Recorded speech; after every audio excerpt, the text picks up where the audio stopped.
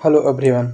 आज हम कक्षा छठवीं का मैथ का दूसरा वीडियो लेके आए हैं, जिसमें हम आज देखेंगे कि कक्षा छठवीं का हमने पहले सिलेबस डिस्कस कर लिया था कि किस यूनिट से हमको क्या क्या पढ़ना है, और हम इसको कक्षा छठवीं का बेसिक से मैथ पढ़ा रहे हैं, जिसमें वर्ग 2 के टीचर और वर्ग 3 के टीचर इन टीचरों के लिए उपयोगी है, और जो अतिथि में भी पढ़ाते हैं उनके लिए भी उपयोगी है, क्योंकि हमने बेसिक से पूरा इसमें पढ़ाया हुआ है, जो कि किसी भी परीक्षा को उत्तीर्ण करने के लिए महत्वपूर्ण है।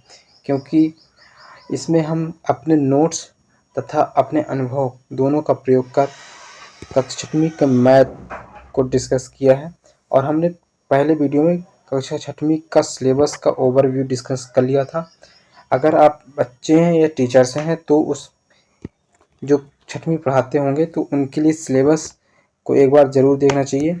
उसके बाद आज हम कक्षा छठवीं का बेसिक से अपनी संख्या की जानकारी के बारे में पढ़ेंगे, और देखेंगे कि कौन सी संख्या किस प्रकार से अपना कार्य करती है और कौन सी संख्या क्या कहलाती है, इसके बारे में जानेंगे। तो चलिए स्टार्ट करते हैं कि कक्षा छठवीं के मैथ में क्या क्या पढ़ेंगे और टीचरों के लिए क्यों उपयोगी है। तो आपको पहले ही पेज में दिख जाएगा। तो ये हमारा रहा कक्षा छठवीं का मैथ, जिसमें कुछ महत्वपूर्ण तथ्य हैं जिसको समझ लेते हैं। जैसे यहाँ पर वस्तुओं को गिनना, यहाँ पर महत्वपूर्ण ये है कि वस्तुओं को गिनना हमारे लिए सरल क्यों हो गया, क्योंकि हमको संख्या की जानकारी हो गई है। और ये कक्षा छठवीं का पहले अध्याय का दूसरा वीडियो, पहला वीडियो हमने सिलेबस का दे दिया था। सिलेबस का हमने पहले वीडियो दे दिया था। ये दूसरा वीडियो है जो कक्षा छठवीं के अपनी संख्या की जानकारी के लिए है, जो पहला अध्याय है। चैप्टर फर्स्ट यहाँ पर लिखा हुआ है, सभी में लिखा रहेगा चैप्टर फर्स्ट। फिर यहाँ पर अगर चैप्टर सेकंड रहेगा चैप्टर सेकंड लिखा जाएगा, और ये चलता रहेगा। और आप लोगों को प्लेलिस्ट में भी विधिवत रूप से मिलेगा। तो आपको पीडीएफ के लिए डाउन चेक करना है, topper2.com गूगल में सर्च करना है। और अगर वीडियो देखना है तो एबीएस क्लासेस के 2.0 में ये हमको वीडियो मिलेगा। और मैं हूँ विष्णु पटेल। चलिए स्टार्ट करते हैं। ये हमारा पहला पेज है, जिसमें हम देखेंगे कि वस्तुओं को गिनना इसलिए हमें सरल हो गया क्योंकि हमें संख्या की जानकारी है। दूसरी बात, यहाँ पर संख्या प्रत्यक्ष वस्तुओं को गिनने में सहायक है, क्योंकि अगर अप्रत्यक्ष वस्तु को हम गिन नहीं सकते, जब तक उन वस्तुओं को देखेंगे नहीं तो हम गिन कैसे सकते हैं। और हमने पिछली कक्षा में जोड़ना घटाना गुणा और भाग सीख लिया रहा होगा। कक्षा 1 से कक्षा 5 तक यह महत्वपूर्ण तत्व रहते हैं, इनको सीखना अनिवार्य रहता है। तो हम छठवीं से 8वीं तक बेसिक, जिसे मिडिल क्लास कहते हैं, तो मिडिल क्लास के हिसाब से ही पूरी बेसिक देखेंगे। तो चलिए आगे देखते हैं क्या है। तो संख्या की जानकारी में हम क्या क्या पढ़ने वाले हैं। संख्या क्या है, संख्या किससे बनता है, दो संख्या है या अंक है, संख्या की आवश्यकता हमें क्यों पड़ती है, संख्या के कितने प्रकार हैं ये भी जानेंगे, अंक और संख्या में क्या अंतर है, सबसे छोटी अंक क्या है, कितने संख्या कितने हैं, कितने हो सकते हैं, यह दुनिया में कौन सी सबसे बड़ी संख्या है, इसके बारे में आज डिस्कस करेंगे। फिर इसके बाद हम देखेंगे कि कक्षा छठवीं के मैथ में क्या क्या पढ़ना है। उसके बाद कक्षा छठवीं का बेसिक से पहले थ्योरी, उसके बाद चैप्टर, और उसमें चैप्टर में कुछ प्रश्नावली अध्ययन करवाएंगे, और कुछ हम उनमें से प्रयास कीजिए उसमें लिखा है, तो प्रयास कीजिए को पूरा करवाएंगे।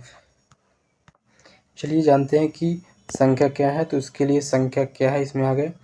तो संख्या वे गणितीय वस्तु हैं, संख्या वे गणितीय वस्तु हैं जिनका उपयोग मापने, गिनने या नामकरण में किया जाता है। जैसे हमारे पास मापने के लिए, जैसे हमने 1 किलोमीटर बोला, तो 1 किलोमीटर बराबर हमें ज्ञात है कि 1000 मीटर होता है। तो यहाँ पर एक ये संख्या हो गया और ये भी संख्या हो गया, तो मापन में हमारी हो गई। और गिनने में जैसे 1 दर्जन बराबर 12 होता है, ये भी हमारा संख्या हो गया। और नामकरण मतलब जैसे 3 स्थान, तीर्थ स्थल, 4 धाम, तो ये नामकरण में हो गया। जैसे 1 2 3 4, 1 2 3 4 प्रकृत संख्या हैं, ये मूलभूत उदाहरण है। 1 से लेकर 9 तक ये मूल प्रकृत संख्या कहलाते हैं। और वास्तविक संख्या वे संख्या होते हैं जिनमें की वास्तविक संख्या ये पूर्णतः धनात्मक संख्या होती हैं, और प्रकृत संख्या भी पूर्णतः धनात्मक संख्या होते हैं। इसका आधुनिक विज्ञान में प्रयोग किया जाता है और प्रौद्योगिकी विज्ञान में भी प्रयोग किया जाता है संख्याओं का। ये प्राकृत संख्या या वास्तविक संख्याओं का प्रयोग आधुनिक विज्ञान तथा प्रौद्योगिक विज्ञान में किया जाता है। इसके बाद हम जानेंगे दूसरा कि नंबर किससे बनते हैं या संख्या किससे बनते हैं। तो किससे बनते हैं ये जानेंगे कि 2 या 2 से अधिक अंकों किससे बनते हैं। अंकों के मेल से जो सरल मिश्रण बनता है उसे संख्या बोलते हैं या नंबर कहते हैं। जैसे एक यह अंक हो गया, इसमें अगर एक संख्या और कोई मिला देते हैं 2, तो यह एक संख्या कहला गया। जैसे 2 या 3 यहाँ पर लिखा है, किंतु वही 2 या 3 अंक मिलके एक संख्या बनाते हैं। अंक क्या होता है, जैसे 1 से लेकर 9 तक, यह अंक हो गया, ये अंक हो गया। और उसके बाद जो भी 10 के बाद अनंत तक, ये पूरे संख्या कहते हैं। समझ गए। अगर हम उदाहरण के लिए लेते हैं तो ये जैसे 254 लिखा हुआ है, यह एक संख्या है क्योंकि ये 3 अंकों से मिलके बना हुआ है। जैसे मान लीजिए 4253 लिए, तो यह 4 अंकों से मिलके एक संख्या का निर्माण होता है जिसे हम 4253 कहते हैं। अगर यहाँ पर 8 लिखा हुआ है तो यह 8 एक अंक है। अगर हम यहीं पर 88 लिख देते हैं तो यह एक संख्या हो जाता है। तो आपको समझ में आ गया होगा संख्या किसे कहते हैं, अंक किसे कहते हैं। तो अंक किससे बनते हैं। अंक एक मूल संख्या मूल अंक होते हैं। मूल अंक टोटल 10 होते हैं। मूल अंक कौन कौन से होते हैं। मूल अंक जो होते हैं टोटल 10 होते हैं। इसमें शामिल होता है 0, 1, 2, 3, 4, 5, 6, 7, 8, 9, ये टोटल 10 मूल अंक होते हैं। इन्हीं से संख्या बनाई जाती है। इन्हीं अंकों से संख्या बनाई जाती है। चलिए थोड़ा आगे और देख लेते हैं थोड़ा जानकारी। तो इसमें लिखा हुआ है 2 एक संख्या है या अंक, जो हमने पिछले स्लाइड में बता चुका है। तो इसमें ये पूछा हुआ है कि 2 अंक है या कि संख्या। तो 2 एक अंक है, 2 एक अंक है, हमने आपको पहले बता चुका है। 0, 1, 2 से लेके 9 तक ये पूरे अंक हैं। यह 1 और 3 के बीच में प्रकृत संख्या है। 2 1 से और 3 के बीच में एक प्रकृत संख्या या मूल संख्या है। यह सबसे छोटी और एकमात्र अभाज्य सम संख्या है। 2 क्या है, 2 है, 2 सबसे छोटी संख्या और एक अभाज्य संख्या। यह हर परीक्षा में पूछे जाते हैं। वर्ग 2, वर्ग 3 या किसी भी प्राथमिक परीक्षा हो, जो व्यापम की परीक्षा होती हैं या किसी भी प्रारंभिक परीक्षा होती है, उनमें प्रश्न पूछे जाते हैं कि 2 क्या है। अभाज्य संख्या, भाज्य संख्या, सम संख्या। तो 2 है एकमात्र सम अभाज्य संख्या। ये IMP क्वेश्चन है। इसके बाद जानेंगे कि संख्या की आवश्यकता हमें क्यों पड़ती है। तो संख्या की आवश्यकता हमें पड़ती है वस्तुओं को गिनने में, उनके मापन में, उनके नामकरण में। किंतु ध्यान रहे कि संख्या केवल प्रत्यक्ष वस्तुओं को गिनने में हमारी सहायता करती है। किसे, प्रत्यक्ष संख्या को। अप्रत्यक्ष संख्या को गिनने में हमारी मदद नहीं करती। संख्या केवल प्रत्यक्ष संख्या को गिनने में हमारी सहायता करती है, न कि अप्रत्यक्ष संख्या को। दूसरा इसमें है संख्या कितने हैं या कितने हो सकते हैं, या दुनिया में सबसे बड़ी संख्या कौन सी है।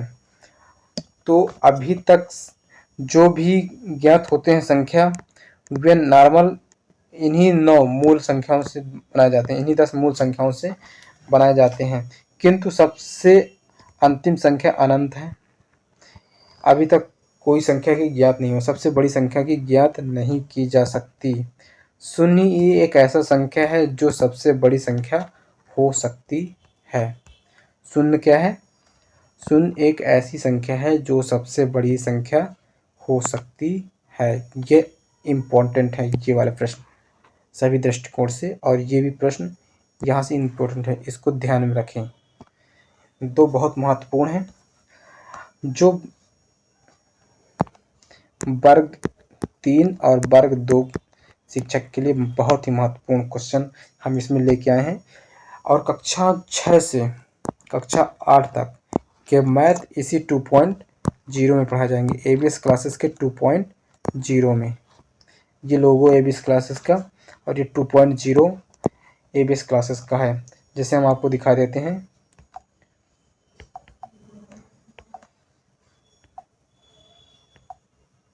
ये एबीएस क्लासेस 2.0 है, एबीएस क्लासेस का 2.0। और वीडियो हमको मिलेगी प्लेलिस्ट के, ये लिखा हुआ प्लेलिस्ट अपना है, class 6 math NCERT all chapter math Vishnu sir math के नाम से भी सर्च कर सकते हैं। ये एनसीईआरटी अभी एक वीडियो हमने अपलोड कर दिया है जो सिलेबस का है। यहाँ वीडियो जैसे अपलोड हो जाएंगी, यहाँ संख्या बढ़ती जाएंगी, यहाँ 2 3 4 संख्याएं बढ़ती जाएंगी। तो चलिए हम अपने पुनः वहाँ पहुँचते हैं जहाँ से स्टार्ट किए हैं। इसके बाद देखेंगे कि संख्या के कितने प्रकार हैं। तो संख्या के मूलतः 2 प्रकार हैं। संख्या के मूलतः 2 प्रकार हैं, वास्तविक संख्या और काल्पनिक संख्या। वास्तविक संख्या कक्षा 1 से लेकर कक्षा 10वीं तक का उपयोग होता है, और काल्पनिक संख्या कक्षा 11 से लेकर जो पीजी यूजी सबके लिए उपयोगी होता है। काल्पनिक संख्या मूलतः i+2x करके ऐसे क्वेश्चन आते हैं इनमें, तथा काल्पनिक संख्या में अंकों का प्रयोग किया जाता है। 2 3 4 5 x y z ये वास्तविक संख्या है। काल्पनिक संख्या में i का प्रयोग किया जाता है, या ये संख्या आपने देखा होगा, ये काल्पनिक संख्या में ये चिन्ह देखा होगा, 1 या फिर 4।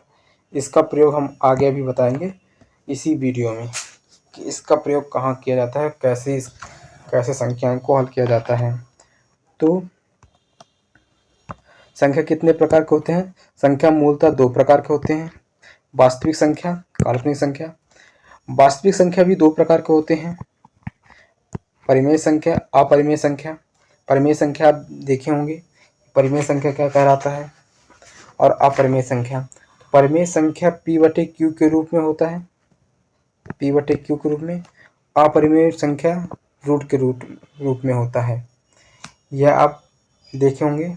उसके बाद परिमेय संख्या 3 प्रकार के होते हैं, प्राकृत संख्या, पूर्णांक संख्या और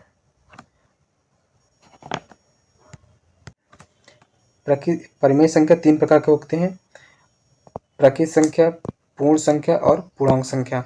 अब प्राकृत संख्या, पूर्ण संख्या और परिमेय संख्या क्या कहते हैं? प्राकृत संख्या वो होते हैं जो 1 से स्टार्ट होकर 9 तक चलते हैं, वो प्राकृत संख्या कहलाते हैं, जिसे मूल संख्या भी कहते हैं। पूर्ण संख्या, इसमें शून्य का यूज होता है, 0 से लेकर 9 तक प्रयोग होता है। ये पूर्ण संख्या है, जिसमें शून्य लग जाए वो पूर्ण हो जाता है। और पूर्णांक, इसमें धन और ऋण दोनों होते हैं पूर्णांक में। जैसे 0, जैसे कि एक सरल रेखा है, यहाँ पर 0 है, इसके इधर धनात्मक संख्या, इधर ऋणात्मक संख्या होती है। जैसे -1, -2, -3, इधर 1 2 3, ये पूर्ण संख्या होती है। ये पूर्ण संख्या आपके इसी 6वीं कक्षा के 7 यूनिट में पढ़ेंगे, और पूर्णांक संख्या और प्राकृत संख्या कक्षा 7वीं में पढ़ेंगे। चलिए संख्या का विस्तार से पढ़ते हैं। तो संख्या के मूलतः 2 प्रकार के होते हैं। संख्या तो कई प्रकार के हो सकते हैं, किंतु मुख्यतः 2 प्रकार के होते हैं। एक होता है प्राकृत संख्या, नहीं, संख्या कई प्रकार हो सकते हैं, मूलतः दो, वास्तविक संख्या और काल्पनिक संख्या। वास्तविक संख्या का प्रयोग कक्षा पहली से कक्षा 10वीं तक की जाती है और काल्पनिक संख्या कक्षा 11वीं से लेके यूजी, पीजी या पीएचडी तक किया जाता है, पीएचडी तक किया जाता है। इसके बाद देखते हैं वास्तविक संख्या क्या होता है, जिसे रियल नंबर भी कहते हैं। वास्तविक संख्या मतलब रियल नंबर वे संख्या जो वास्तव में प्रश्न या समीकरण द्वारा हल प्राप्त होते हैं उसे वास्तविक संख्या कहते हैं। यह परिमेय या अप्रमेय दोनों हो सकते हैं। जैसे यहाँ पर देख लीजिए 2/3 लिखा हुआ है, माइनस लिखा हुआ है, यहाँ पर 3/4 लिखा है, यहाँ पर रूट भी लिखा है, √2, √3, √4 कुछ भी हो सकता है। ये परिमेय अपरिमेय दोनों संख्या होते हैं। वास्तविक संख्या क्या होता है, दोनों होते हैं, परिमेय संख्या या अपरिमेय संख्या दोनों होते हैं। और इसमें दोनों परिमेय संख्या 2/3 के रूप में और अपरिमेय संख्या रूट के हिसाब में होता है। ये p/q के चिन्ह पे प्रदर्शित होता है। आगे जानते हैं कि परिमेय संख्या क्या होता है। तो परिमेय संख्या को विस्तार से पढ़ते हैं। तो इसमें परिमेय संख्या वे परिमेय संख्या कहे जाते हैं जो भिन्न p/q के रूप में दर्शाए जाते हैं, जहाँ p और q पूर्णांक हो लेकिन q बराबर 0 ना हो। p बराबर 0 हो सकता है लेकिन q बराबर 0 ना हो। p तथा q उभयनिष्ठ नहीं होता, गुणनखंड उभयनिष्ठ नहीं होता। सभी भिन्न या पूर्णांक परिमेय संख्या होते हैं। पूर्णांक क्या होता है, जिसमें माइनस हो, ये पूर्णांक होता है, माइनस प्लस दोनों हो, ठीक। और भिन्न 2/3 के रूप में हो, ये 2 सही 2/3 के रूप में ये भिन्न होता है। उदाहरण के लिए नीचे उदाहरण दिया हुआ है कि 2/3, -13/5, -4/3, 0, 3, 2 जो p/q के रूप में न हो उसे परिमेय संख्या कहते हैं। q बराबर 0 ना हो उसे परिमेय संख्या कहते हैं। परिमेय संख्या 3 प्रकार के होते हैं, प्राकृत संख्या, पूर्ण संख्या और पूर्णांक। तो इसको थोड़ा विधिवत जान लेते हैं। प्राकृत संख्या क्या कहते हैं, जो 1 से लेकर 9 तक हो उसे प्राकृत संख्या हो कहलाते हैं। अगर इसमें शून्य भी शामिल कर दिया जाए तो यह पूर्ण हो जाता है, इसे इसलिए पूर्ण संख्या कहते हैं। और पूर्णांक जिसमें ऋणात्मक तथा धनात्मक दोनों संख्याओं का मेल हो उसे पूर्णांक कहते हैं। आगे देखते हैं कि अपरिमेय क्या कहलाता है। तो अपरिमेय जो संख्याएं p/q के रूप में न हो लेकिन धनात्मक पूर्णांक संख्या पूर्ण वर्ग न हो। पूर्ण वर्ग जैसे √4 यह अपरिमेय संख्या नहीं है, क्योंकि इसको हल करने पे 2 निकल आता है। √25 भी यह पूर्ण संख्या नहीं है, क्योंकि ये इसका 5 वर्ग होता है। इसमें ये बोला है उन्हीं संख्या को अपरिमेय कहते हैं जिसमें पूर्ण वर्ग न हो, वह कहलाता है अपरिमेय संख्या। इसमें अपरिमेय संख्या में यहाँ हो सकते हैं √7, √5, √11, √13, √19। कौन कौन से नहीं हो सकते हैं ये बता देते हैं आपको। ये तो हो सकते हैं, ये सही वाले हैं, और न होने वाले √4 नहीं हो सकता, √9 नहीं हो सकता, √16 नहीं हो सकता, √25 नहीं हो सकता, √36 नहीं हो सकता। जो गुणनखंड वर्गमूल निकले वो अपरिमेय संख्या नहीं हो सकते हैं। अगले देखते हैं हम, नेक्स्ट देखते हैं सबसे छोटी अंक क्या है। इसमें देखेंगे सबसे छोटी अंक गिनती में तो 1 है, बल्कि जबकि सबसे बड़ी अंक 9 है। तो अपनी कक्षा में कल्पना कीजिए, जैसे सबसे छोटी 1 अंक की सबसे छोटी संख्या 1 हो गया, तो सबसे बड़ी संख्या 9 होगा। तो सबसे 2 अंक की सबसे छोटी संख्या 10 हो गया, तो सबसे बड़ी संख्या 99 होगी। तो वही यहाँ पर हम थोड़ा डिस्कस करेंगे और जानेंगे। तो 1 अंक की सबसे छोटी संख्या 1 है, तो सबसे बड़ी संख्या क्या हो गई न हो गई। अगर इसी में 1 जोड़ दिया जाए तो यह सबसे छोटी 2 अंक की सबसे छोटी संख्या उत्पन्न करता है या बनाता है। तो 2 अंक की सबसे छोटी संख्या क्या हो गया 10, और इसमें सबसे बड़ी संख्या क्या हो गया 99। 100 इसलिए नहीं हो सकता क्योंकि वो सबसे छोटी संख्या है 3 अंकों की, वो 3 अंक का हो जाता है। तो 2 अंक ही पूछा है, 1 अंक ये हो गया, 1 अंक ये हो गया। तो 2 अंकों की सबसे बड़ी संख्या 99, और इसमें अगर 1 जोड़ दिया जाए तो ये 3 अंक की सबसे छोटी संख्या बना देता है, जिसे 100 कहते हैं। तो यानी 3 अंक की सबसे छोटी संख्या 100 है। इसी प्रकार 3 अंक की सबसे बड़ी संख्या 999। अगर इसमें 1 जोड़ दिया जाए तो ये 1000 हो जाएगा, जो 4 अंक की सबसे छोटी संख्या कहलाती है 1000, और सबसे बड़ी संख्या 9999। तो इसमें थोड़ा ध्यान दे लेते हैं। 1 अंक की सबसे छोटी संख्या 1 है, तो सबसे बड़ी संख्या 9 होगी। तो 2 अंक की सबसे छोटी संख्या 10, तो बड़ी संख्या 99, क्योंकि 2 ही अंक है। 3 अंक की सबसे छोटी संख्या 100, सबसे बड़ी संख्या 999। 4 अंक की 1000, सबसे बड़ी 9999। इसी प्रकार हम 7 अंक की सबसे छोटी संख्या की बात करते हैं। तो यहाँ 4 अंक तक हमने देख लिया। अब 7 अंक तक ही देख सकते हैं। 7 अंक की सबसे बड़ी संख्या 999, 7 बार लिखते हैं 3 बार। इसमें 1 जोड़ दिए तो 1 करोड़ बन गया। तो ये 8 अंक की सबसे बड़ी संख्या कहला गया। 8 अंक की सबसे बड़ी संख्या 8 अंक की सबसे छोटी संख्या 1 करोड़ हो गया।